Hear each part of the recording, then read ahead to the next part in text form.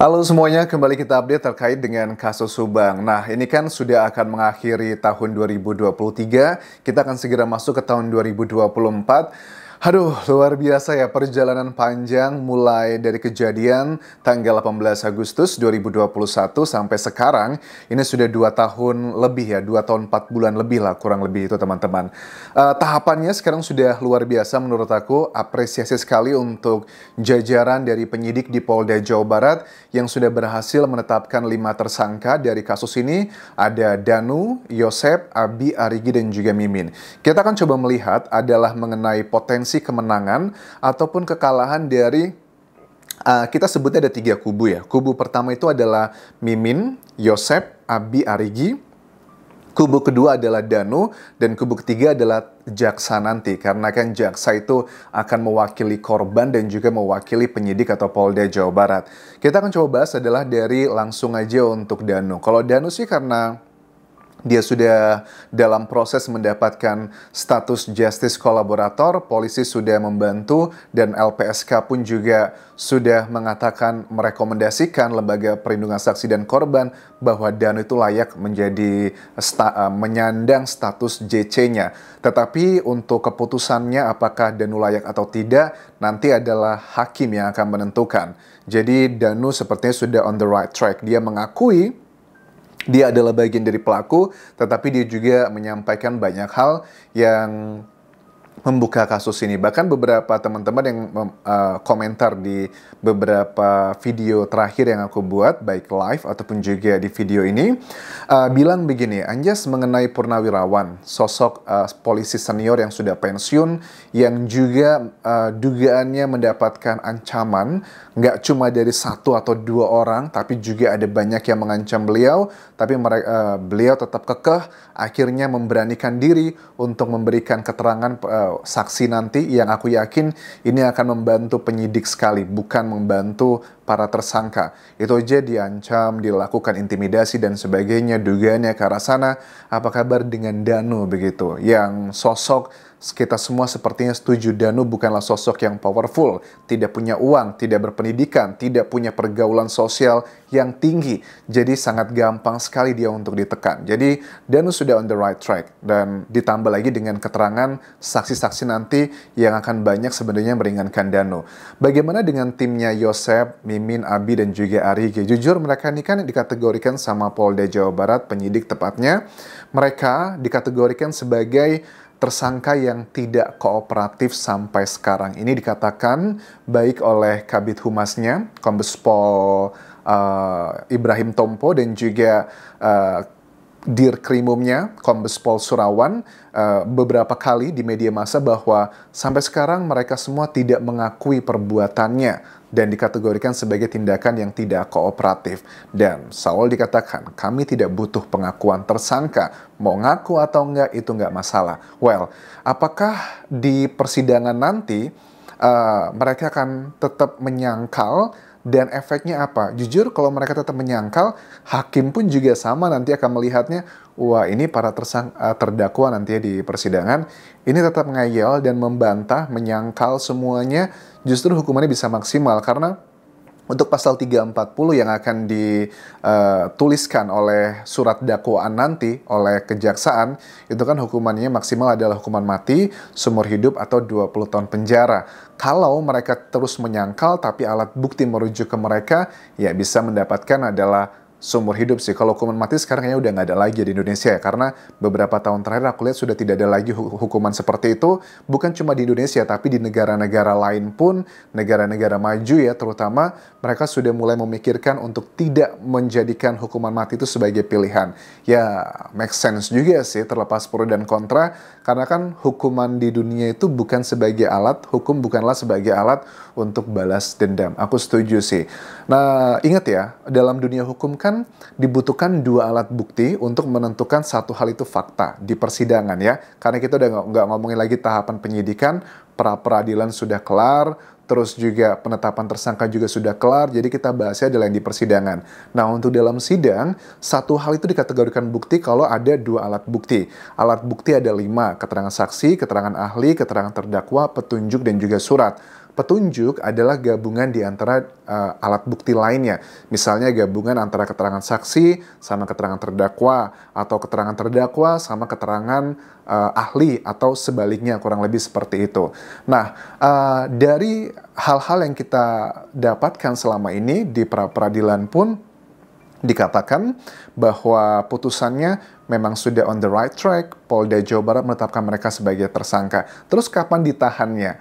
I don't know nih, kayaknya Polda Jawa Barat menunggu momentum kapan mau ditahannya. Apakah mereka lagi memikirkan strategi baru, ataukah memang sudah tinggal pemberkasan aja? Karena kesannya kan masyarakat tuh ada yang berpikir kayaknya nggak berani nih Polda Jawa Barat melakukan penahanan kepada 3 tersangka lainnya karena ada hitung-hitungan strategi dan sebagainya. Ya kita lihat nantilah, mudah-mudahan ada kejutan di awal tahun nanti.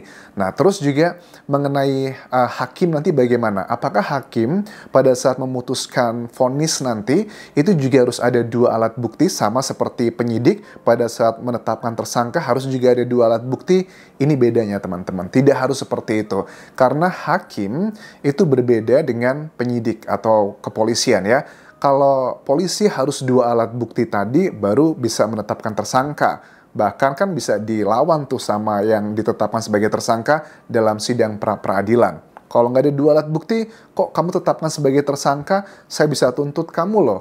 Saya bisa tuntut misalnya material atau juga imaterial, itu juga bisa.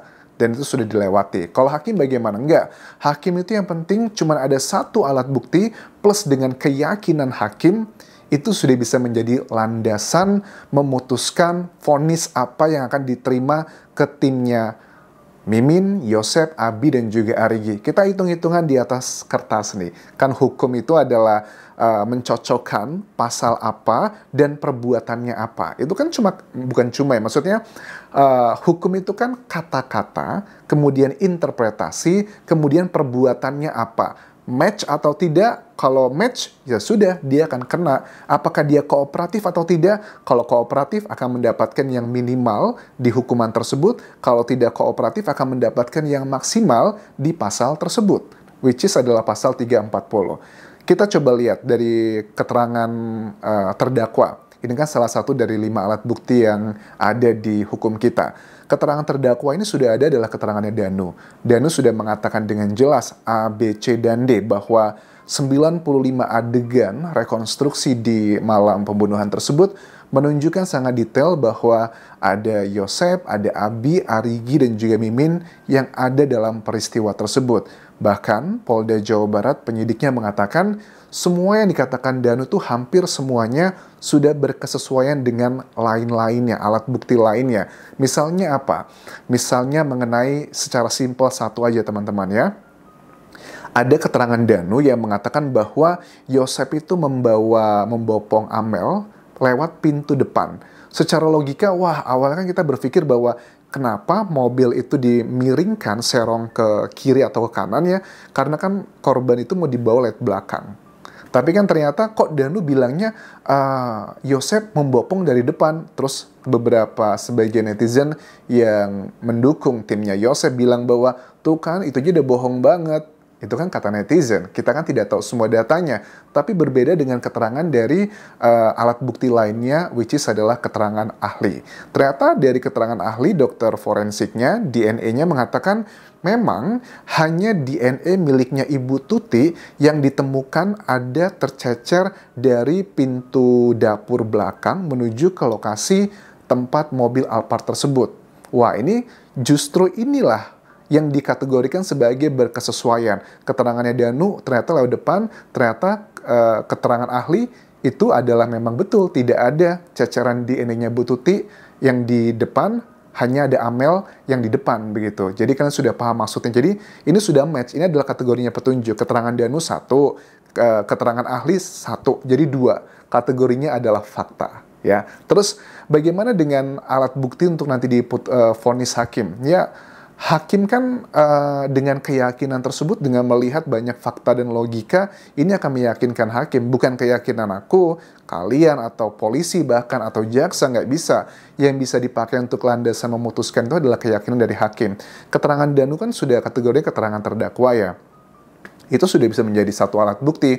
Kalau hakim nanti teryakinkan dengan apa yang disampaikan Danu dalam persidangan, ya sudah, aku yakin sekali bahwa keempat tersangka ini, mereka akan mendapatkan hukuman yang maksimal. Ya, ini adalah hukuman seumur hidup sih teman-teman. Karena dengan melihat sampai sekarang mereka tidak kooperatif, mereka terus membantah, mereka terus melakukan manuver-manuver di sosial media, ataupun juga dengan media massa, which is itu adalah hak mereka, nggak masalah gitu. Tapi kan hakim nanti yang akan menilai keyakinannya, apakah teryakinkan atau tidak. Kalau aku lihat cek ombak ya, di sosial media aja mengenai keterangan-keterangannya Arigi, Mimin lah, beberapa hal yang sudah kita bahas di video sebelumnya, banyak netizen aja tidak teryakinkan. Misalnya kayak HP-nya Arigi, katanya yang mau jadi barang bukti yang meringankan dia, tapi ternyata sudah dijual. Terus juga mengenai SIM C menjadi SIM A, kemudian juga keterangan-keterangan lainnya. Hal-hal seperti itu aja banyak masyarakat yang tidak yakin. Apa kabar dengan hakim?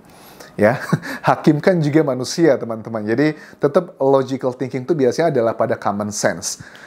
Jadi kalau hitung-hitungan sampai sekarang tidak ada satupun hal yang aku temukan akan meringankan Abi, Arigi, Mimin, dan juga Yosep. Apalagi keterangan Dan itu sudah banyak berkesesuaian. Jadi harusnya kalau mereka melihat tayangan video ini, karena aku yakin sih pasti ada yang menyampaikan begitu. Mungkin untuk saran untuk kuasa hukumnya Mimin ya, dan juga Yosep CS, bahwa di setup goalnya itu yang maksimal. Karena sekali lagi, aku juga meyakini bahwa hukuman di dunia itu bukanlah sebagai alat untuk balas dendam. Jadi biar dia agak tobat dan sebagainya. Karena aku sih melihat bahwa mereka orang baik ya, para tersangka. Mudah-mudahan tidak mendapatkan hukuman yang maksimal. Tetapi itu kan sudut pandangku pribadi. Tapi jujur kalau mereka tetap kekeh tidak memberikan keterangan yang dikategorikan kooperatif, mereka akan, kalau aku lihat akan mendapatkan prediksiku adalah hukuman seumur hidup. Tapi kalau mereka mulai memberikan keterangan yang kooperatif, aku yakin sekali mereka bisa mendapatkan 20 tahun penjara. Ini buat beberapa teman-teman netizen gitu ya, yang komentar berkali-kali selalu berkomentar tapi tidak membaca dulu, tidak melihat dan mengecek hukum seperti apa mengenai hukuman seumur hidup. Hukuman seumur hidup itu artinya bukan berarti umur kita seandainya 30 tahun, lantas kita akan dihukum 30 tahun. Tidak. Seumur hidup itu artinya adalah sampai kita meninggal dunia itu berada di penjara. Hukuman seumur hidup, hukuman mati, itu tidak bisa mendapatkan remisi. Tapi kalau hukuman yang sifatnya angka 20 tahun, 15 tahun, 10 tahun itu masih bisa mendapatkan remisi. Remisi itu adalah potongan tahanan biasanya untuk merayakan kayak 17 Agustusan atau hari-hari besar karena kita berkelakuan baik. Tapi kalau remisi dan seumur hidup yang bisa mengampuni dalam tanda kutip adalah presiden. Apakah kalian dekat dengan presiden? Ya, satu hal yang harus kalian pertimbangkan. Aku rasa itu yang bisa aku update mengenai kasus Subang ini. Kita tunggu kejutan di awal tahun 2024 nanti. Sampai jumpa semuanya. Bye.